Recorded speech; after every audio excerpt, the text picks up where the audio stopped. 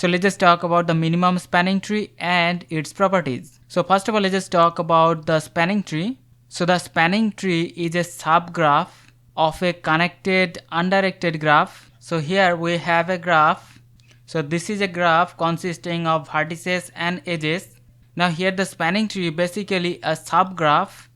That means this is another graph which also consists the vertices and edges. So here we're gonna call this V dashed and E dashed. So here it will include all the vertices. So that means the V dashed will be equal to the V. So it will include all the vertices, but it will have the minimum number of edges.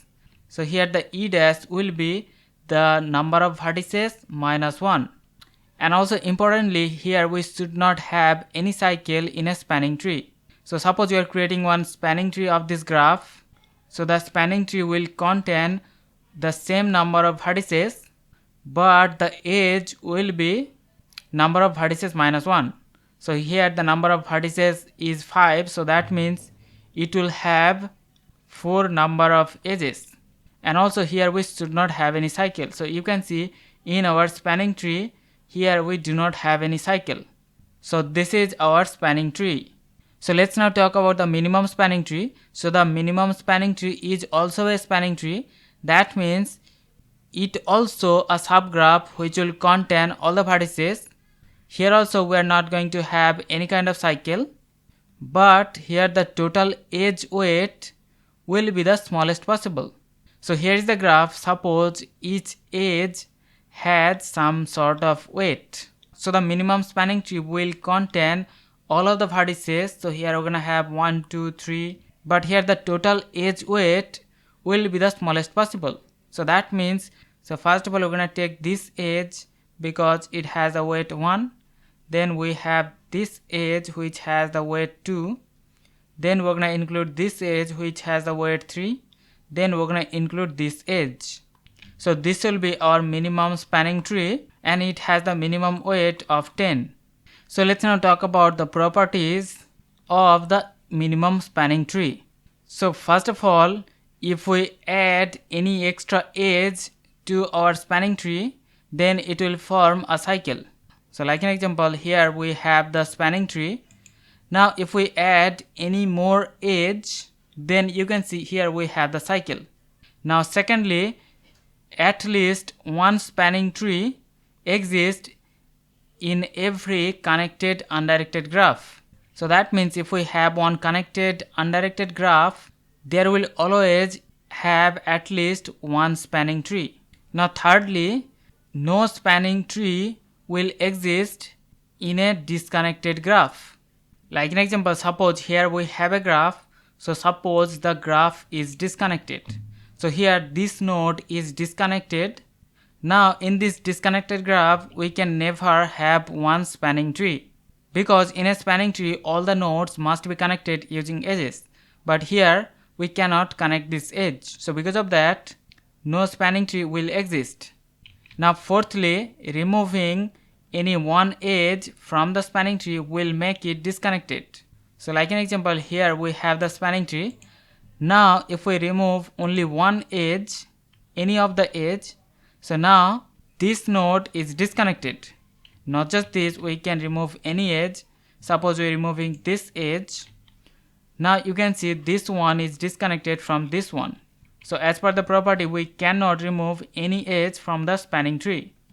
And the next property is that in a complete graph, up to e minus n plus 1 number of edges can be removed to get one spanning tree. So suppose we have one complete graph. Now in a complete graph, all the edges will be connected to each other. So this is our complete graph with 4 vertices. Now here we can use this formula to determine the maximum number of edges that we can remove to get one spanning tree from this graph. So here E means edges and the N is the vertices. So here E is 6, we have 6 edges and we have 4 vertices.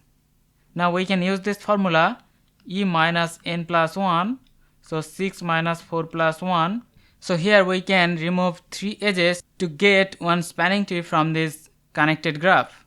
So we can remove any 3 edges. So 1, 2 and 3. So after removing 3 edges, you can see now this graph is one spanning tree. So this is another important property of the spanning tree. And next, a complete undirected graph will have n to the power n minus 2 number of spanning tree. So that means we can use this formula to calculate the number of spanning tree we can have from a complete undirected graph. So like an example, suppose we have one complete undirected graph with 3 vertices and 3 edges. Now we can use this formula to determine the number of spanning tree that we can have from this complete undirected graph. So here the formula is n raised to the power n minus 2. So n is the number of vertices.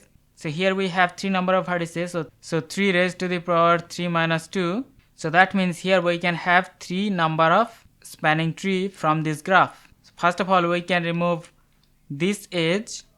Secondly, we can remove this edge. And thirdly, we can remove this bottom edge. So you can see here we have 3 spanning trees from this particular graph. And we can calculate this using this particular formula.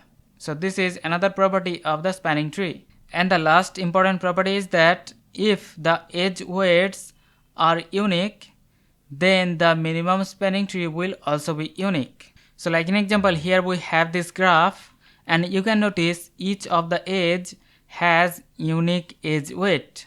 Now because all of the edge has unique edge weight, that means also we're gonna have one unique minimum spanning tree. So we can have only one unique minimum spanning tree. So we just remove the maximum weight from our graph to have the unique minimum spanning tree. Now suppose you have a graph where 2 edges have the same weight. So here these 2 edges had same weight. Now in this case we can have multiple minimum spanning tree. So either we can remove this edge, so this is our minimum spanning tree, and also we can remove this particular edge, and this is another minimum spanning tree. So these are all the important properties of the minimum spanning tree. So hope you understand about the minimum spanning tree and its properties. See you in the next one. Take care.